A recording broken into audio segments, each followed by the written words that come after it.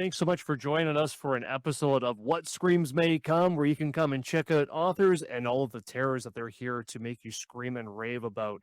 I am here today with none other than Daniel Braum. Thanks so much for being here, Daniel. Really, really appreciate this, man. Appreciate it. Right back at you, Rick. It's great to be here, and congratulations on the new iteration of your podcast.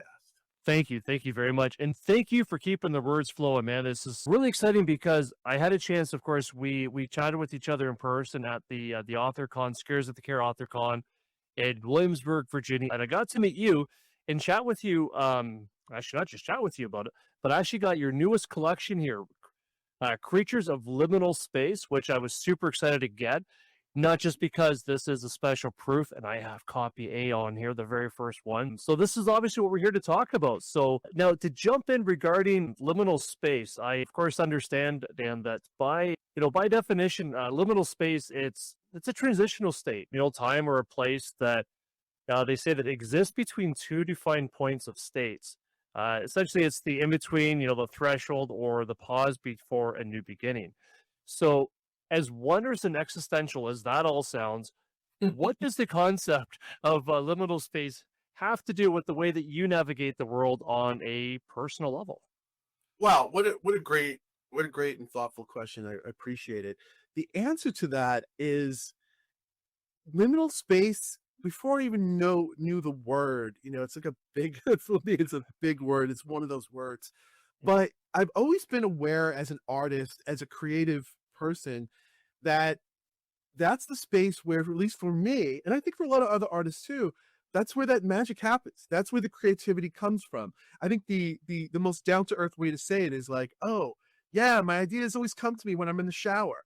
Oh yeah, or I always untied the knot for that story when I went for a walk or I went for a jog, like Murakami does. So yeah, for me, liminal space, it's so important to protect the process, protect the space as an artist, because I think that's what really happens for me.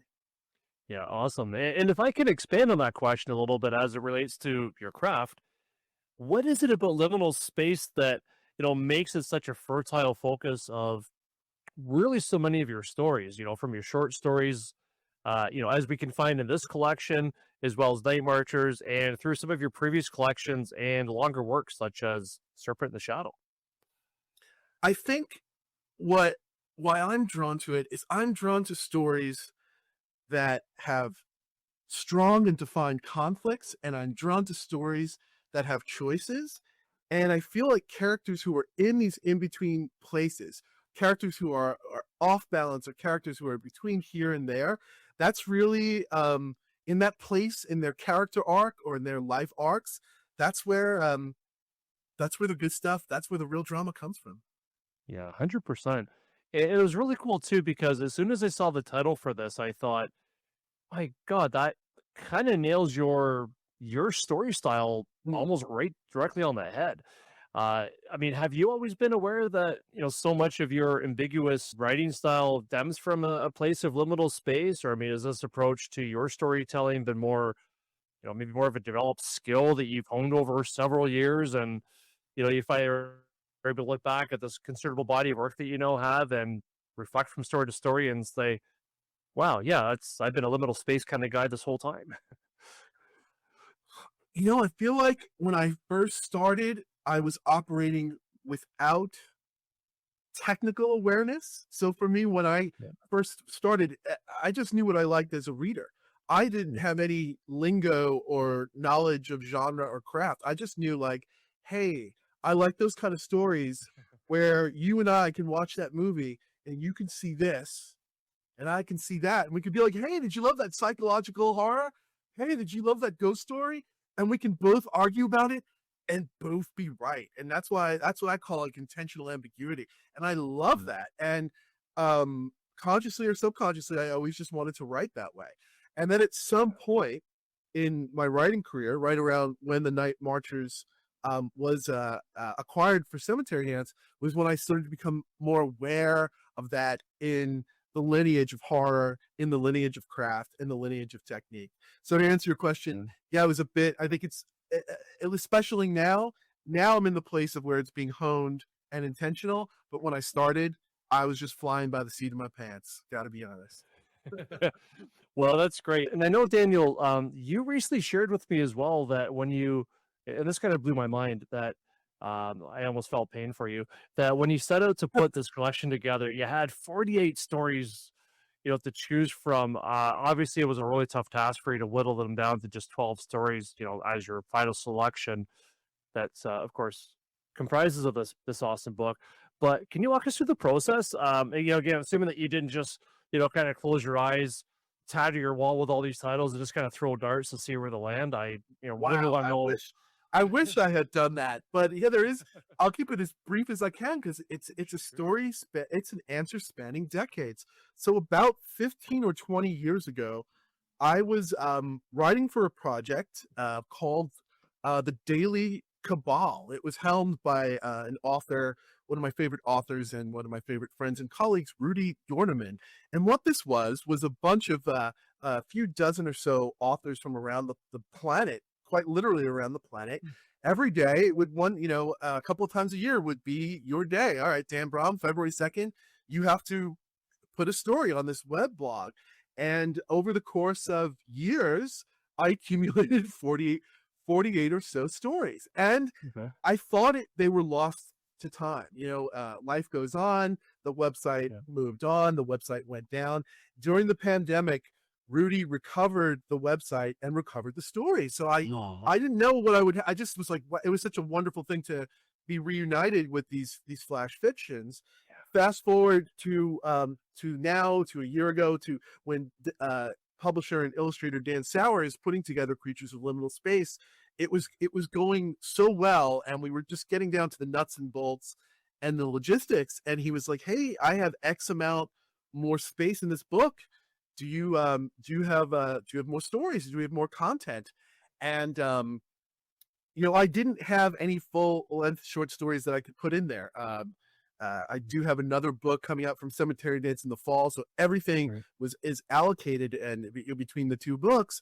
But I was like, wow, I do have these flash fictions. So I'll save how those came to be integrated into the book for another one of your questions. I know it's coming down the line, but at that point, I knew, okay, we're gonna fill up that space, and it was not just filling up space, but we're gonna integrate these stories. We have to whittle. So it wasn't the thing is it wasn't as painful. The one thing I will say, it wasn't as painful as like, oh, leaving them behind, because I did look at them through the lens. We already knew that the book was going to be called Creatures of Liminal Space. So the criteria of making those 48 become 10 or 12 was, does it have a creature? Does it have something liminal space? Does it have both? That's how our short list came to be. Awesome, awesome. So it's just about going through making sure they met the qualifications that you had already had kind of predetermined then. Yeah, then the list became a lot shorter, and then at that point, I was able to pick them thematically, and a couple did have to go, but maybe they'll find some new life tonight. Oh, I'm. Oh, now you're just teasing us, Dan. The next question I had for you, it's a bit of a two-parter. While you were decided which of your stories were going to be going into this, were there any stories that you did find were really difficult to leave on the cutting room floor that happened to kind of match your specific criteria? Because I would love to know maybe why or why not, based on stories that fit that criteria of being a creature that fit liminal space criteria. Yeah, at first it felt right, and I thought I did have the right mix throughout the process, which is always hard. But just the other day, I was showing the proof to a friend, and they mentioned something. And I said, "Oh, I have a story about that," and it was not in the book. I was certain, like we were talking about this.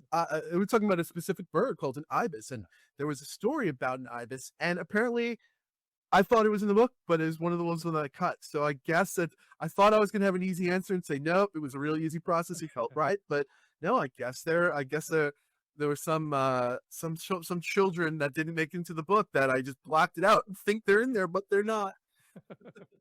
That's awesome. Now, did you happen to have like specifically, 12 or I guess about 12 stories that did meet your criteria? Because I mean, not to make you feel like you're a bad story parent who just happened to love abandoning his own children just because you could, But is there a specific reason that you stopped just at 12? Because I kind of get the Oh, impression that you could have squeezed at least a couple more in there.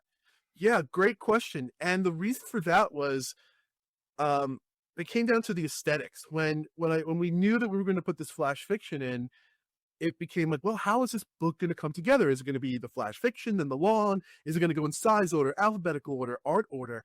And I envisioned the book of the three quote unquote long short stories, Dan's art. And then I said, wait a minute, three flash fiction, a long story, three flash fiction, a long story, and so on. So the book has this sort of rhythm and sort of shape with that.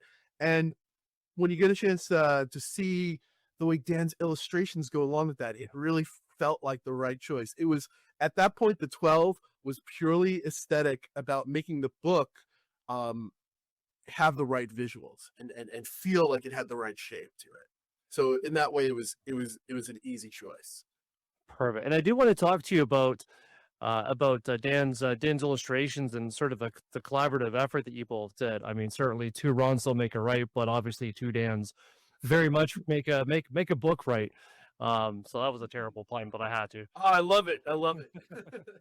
Now, I love it because working with Dan was awesome on so many levels. Highest marks for Jackalope Press and Dan Sauer.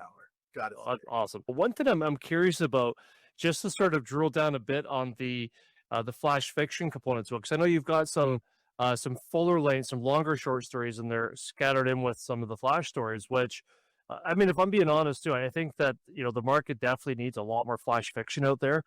I've heard it stated before that I think it was actually Jack Ketchum that mentioned it, although I'm sure it's a pretty common statement that a novel is very much like a long-term relationship, whereas short stories more like sort of a fast burning one night stand. So how do you feel that flash fiction fits into the pantheon of storytelling as somebody that both reads them and of course writes them?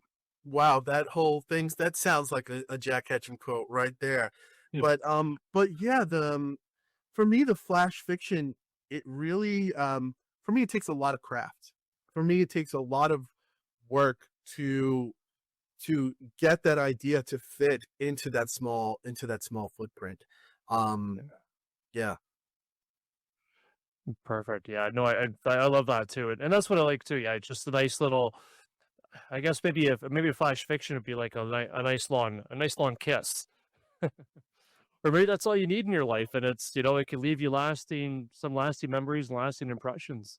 I mean, I think for me as a writer, when I'm trying to do it and to make it feel satisfying, I'm looking at the flip side of what makes a flash fiction satisfying to me as a reader. And I think that comes down to character, conflict, and setting.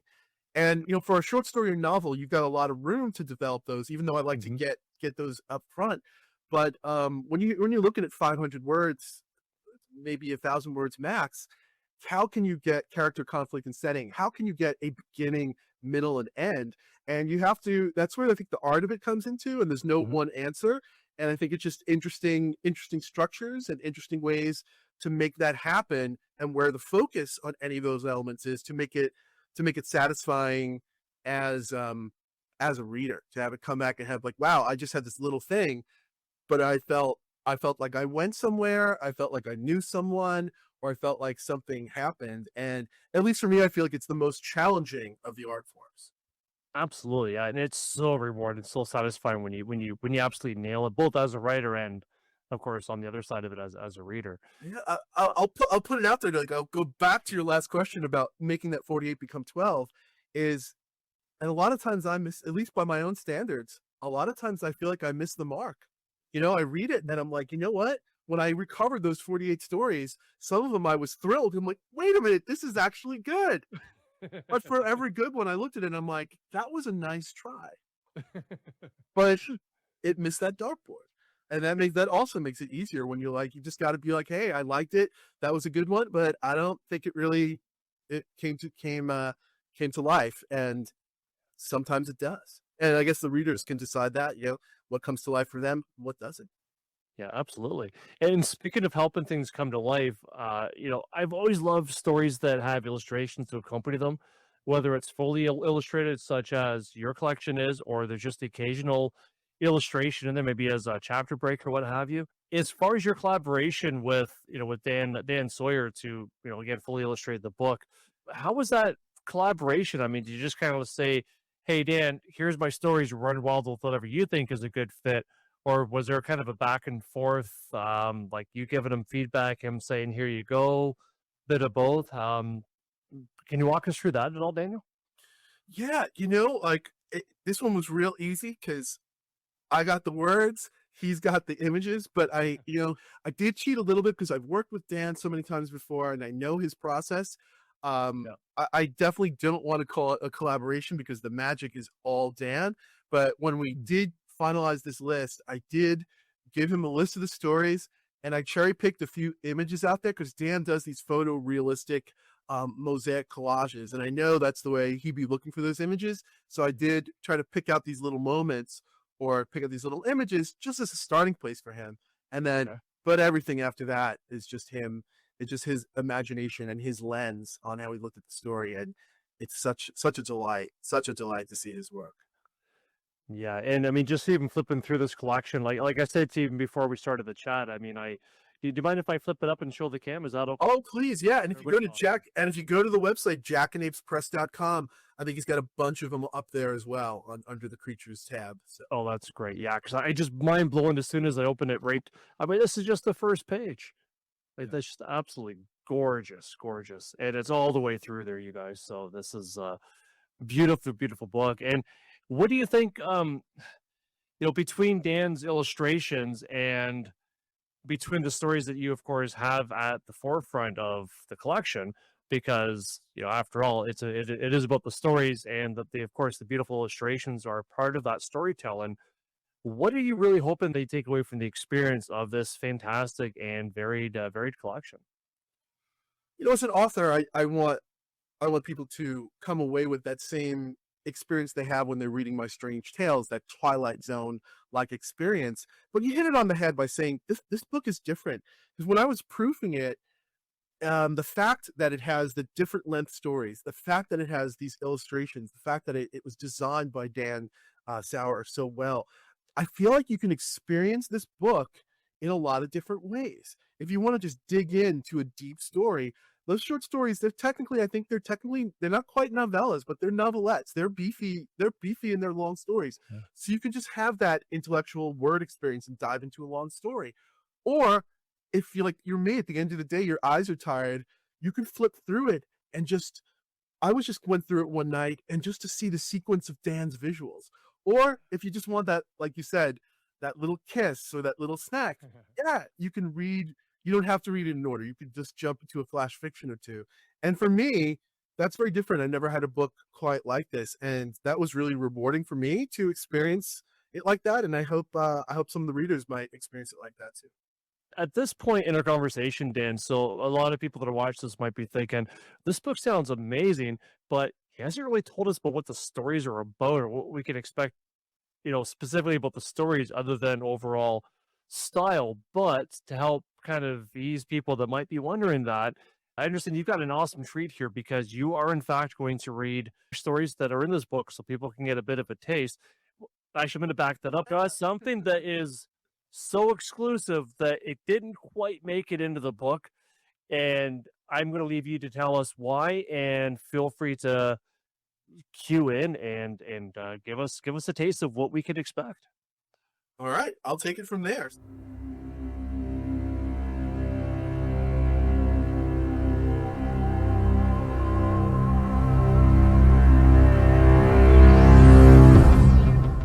I'm going to read 3 stories. Rick and I were bouncing ideas back and forth, and he mentioned there'd be some time to read. And when we were just looking for something exclusive, looking for something we could do to celebrate the new book and to celebrate Rick's new venture, I agreed that I'm going to read one of the stories that didn't make the cut. So what I'll do is I'll read the 2 that were in the book, and I'll read the one that was on the cutting room floor. I always wanted to do something and still might do something with the stories that didn't make it and that were good enough, but today we'll unveil one of them here. The first one is called Boon of the Monkey God. Let's see if I can get the illustration. It's hard to show. You can go to jackanapespress.com and you could probably check out a better image of it. Beautiful. But this is Boon of the Monkey God.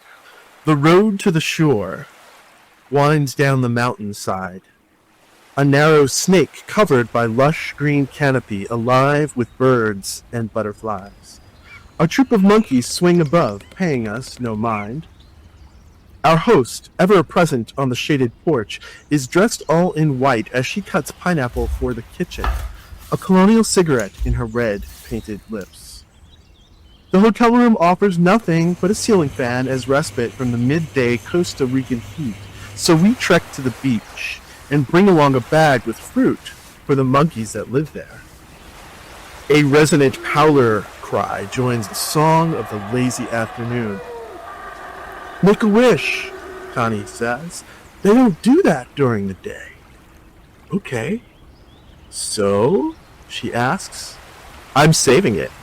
She smacks me playfully. We're just about at the bottom when a 400 horsepower roar decimates the tranquil buzz of animal sounds and gently breaking waves. A candy apple red sports car speeds down the hill, convertible top up. The tinted passenger side window rolls down, revealing the innocent face of a pretty Costa Rican teen. She's done up in god-awful makeup and is wearing a whore's dress. A man in a dress shirt and tie leans over. How the hell do I get to the beach? You can't, Connie says. Come on, he says. She wants to see the beach. His asinine behavior makes me ashamed to be an American. No vehicle access, I say. Cars aren't allowed. We leave him to spin his wheels, literally, and go for our swim. We move farther and farther up the beach, but we can't escape his shouting and revving engine. That arrogance must serve him well in his life, but it's not going to do him any good here, Connie says. Not yet, I think, afraid of what the future might bring. We take another dip, then trudge to our room. A breeze from the waves below blows the thin drapes. I turn the ceiling fan on. Its lazy spin accelerates, and then it's rocking loose in its anchoring.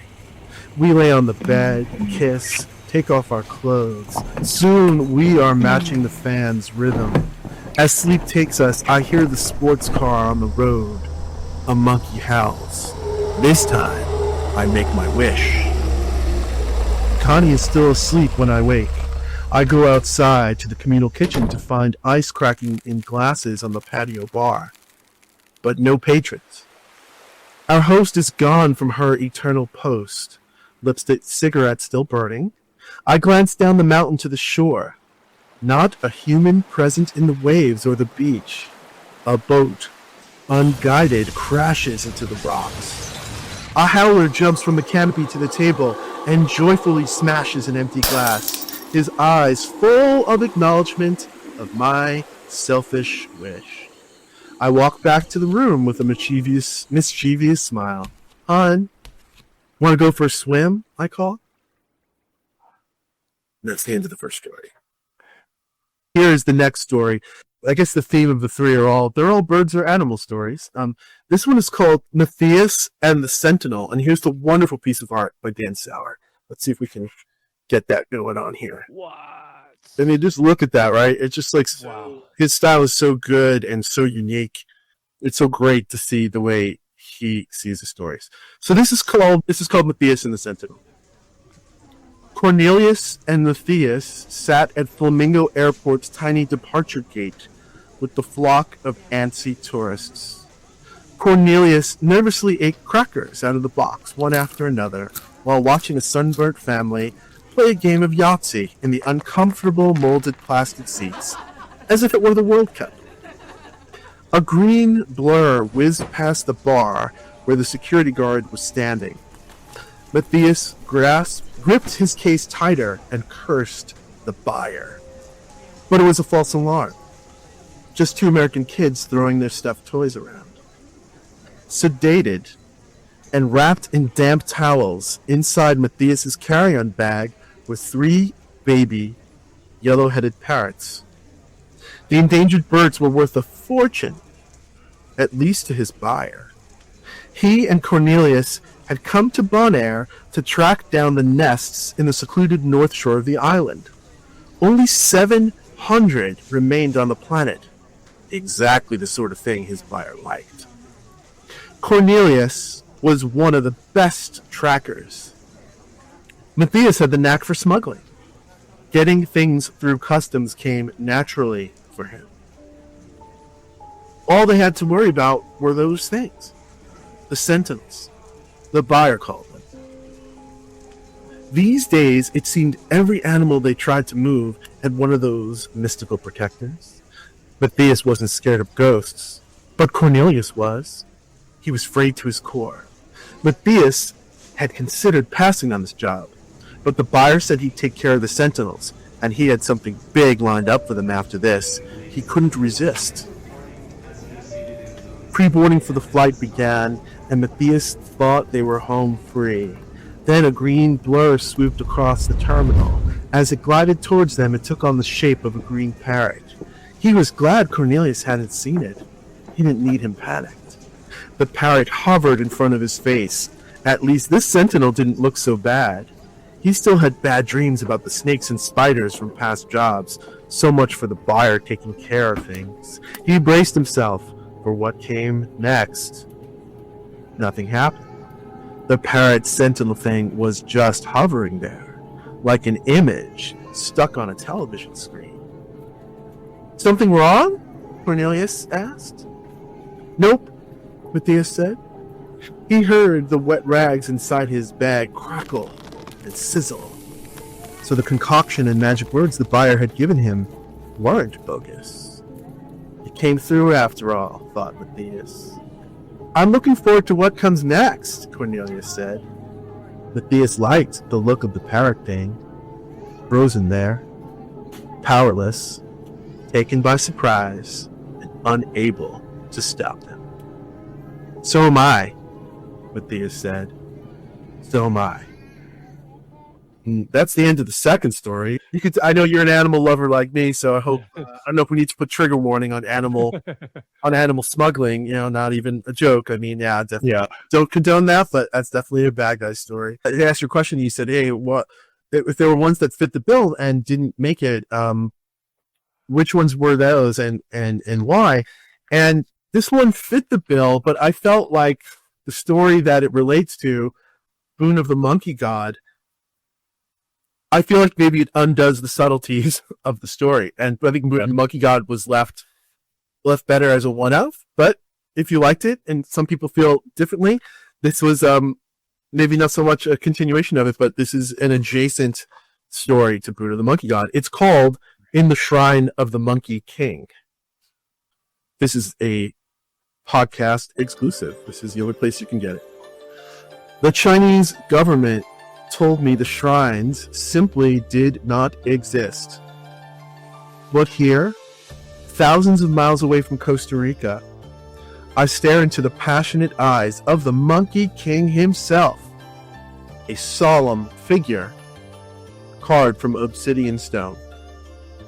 This avatar is so different than the bright, brazen, childlike images illustrating the ancient tales. So different than the earthly, visceral persona associated with the mysterious, mythological figure I had come here seeking. The statue embodied the king aspect of the Monkey King, old and solemn, with wisdom and introspection brimming behind his mischievous but tired countenance. I hoped I could reach the side of him. The fate of 2 souls and an entire country depended upon it. I pay the monk and share 4 bottles of wine with him and begin to think I would get no more than his kind, entertaining presence, sketches of Chinese characters, and proclamations in broken English. Life, okay. Life, no drive you, you drive life. Then he stands. His limbs contoured ape-like, and he dances across the floor like a simian in the trees. The Monkey King was in him. Last year you granted a boon, I said. The wishing of 2 souls desiring to be alone with the monkeys. Thanks to the Monkey King, Costa Rica was now empty of humans. and higher thought, except for the two wishmakers. Any person venturing there instantly devolved to their base instincts and lower selves. They only wish to leave the heavens behind, in a world free of sutras, free of the shackles of reason, says the Monkey King. I beseech you to end it. What makes you think I can? The stories say you are a creature of both earth and the heavens. It was they who made it happen, so it must be they who must end it. I can allow you to keep your mind if you go, but you must convince them. The monk sits, a bedraggled monarch on a throne. The smoky air swirls, and an oval forms before the statue, a portal. Through the haze, I see the lush, tropical Costa Rica on the other side. The Monkey King has given me a path. Smelling the jungle, I want to leave reason behind. Was I here to rescue the children? And to save the country? Or to give in to the boon myself? The monk promised safe passage, but I sense I might really absolve myself of the reason of the heavens, like all those who came before me, if I walk through. I lift my foot. Is it wisdom or mischief I see in the old monk's eyes? I can't tell. And that's the end of it. Thank you so much for that. I love that. I would have put that in the story. It's found a great home over here in the podcast. So happy you Legend. like it.